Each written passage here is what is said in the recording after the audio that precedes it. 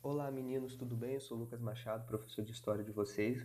Vamos lá para mais uma aula sobre a Era Vargas. Agora, falando da Revolução Constitucionalista e do seu governo constitucional. A Era Vargas, né, só para lembrar vocês, ela vai durar aí 15 anos, né, ela vai iniciar em 1930 e vai até 1945, quando Vargas vai ser deposto do poder. O que aconteceu? Com a Revolução de 30, né, foi um golpe, os paulistas eles perderam o poder que tinham. E até dentro do próprio estado de São Paulo, pois Vargas escolheu interventores para ficar ali governando. Então aqueles políticos ali, os antigos políticos da Café com Leite, da política dos governadores, de repente, de um ano para o outro, se viu sem poder algum. Isso deixou eles muito indignados. Os paulistas, então, eles vão organizar um movimento a partir de 1932 pedindo a volta da Constituição. Porque em 1930, quando Vargas assume o poder, ele acaba com a Constituição de 1891. Nesse sentido, então, os paulistas eles começaram a protestar contra o governo, falando que era um manifesto em prol da Constituição. Hoje sabemos que, na verdade, esses paulistas eles queriam voltar ao poder perdido 2 anos antes. Tudo certo?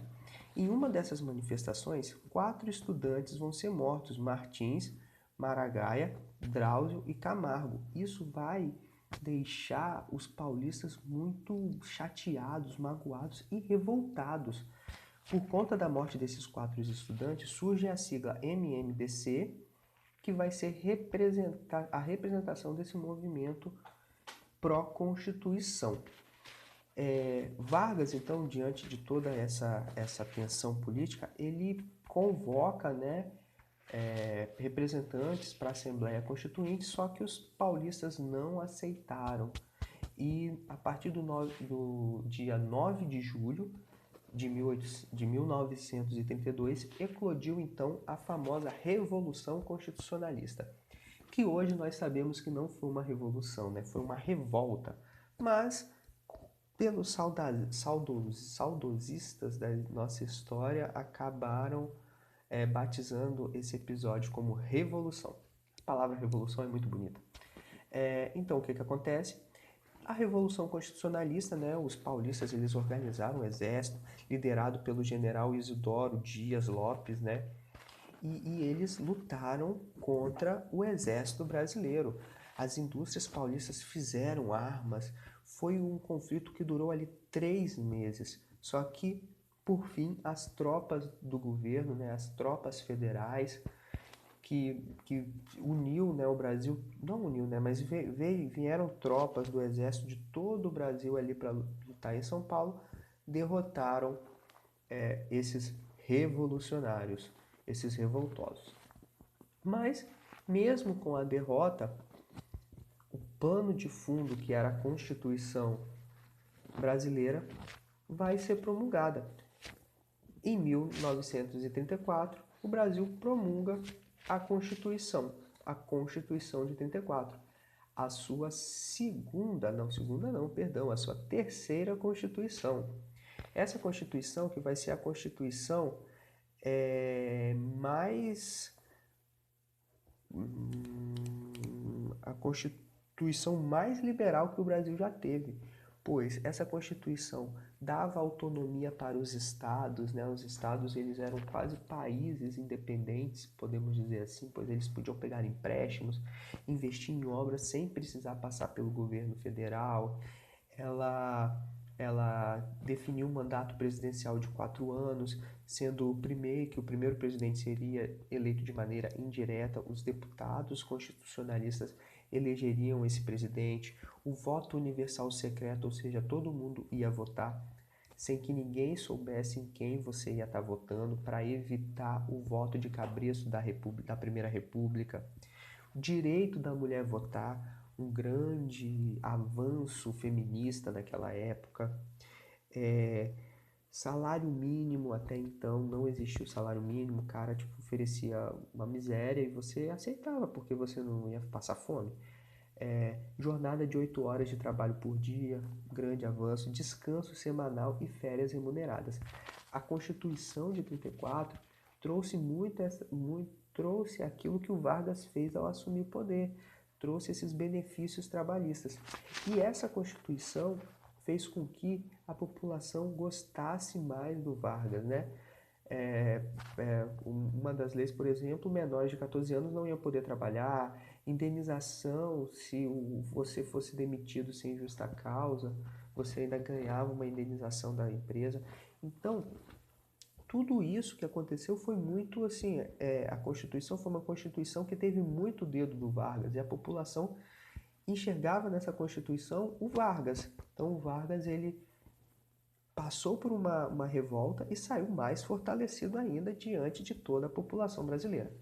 Aí vamos ter o governo constitucional de Vargas, a segunda fase desse governo. A primeira fase, que foi o governo provisório, durou de 30 a 34, e agora nós vamos ver o governo constitucional, que vai de 34 a 37. A Assembleia Constituinte elegeu Vargas, né? Não tinha como ele não eleger Vargas. Vargas, ele estava com muita moral naquele período. Ele vai ser eleito presidente do Brasil, né? E ele vai pôr em prática todas aquelas leis trabalhistas que ele propôs, que ele colocou em vigor durante o governo provisório e que foi para a Constituição de 34.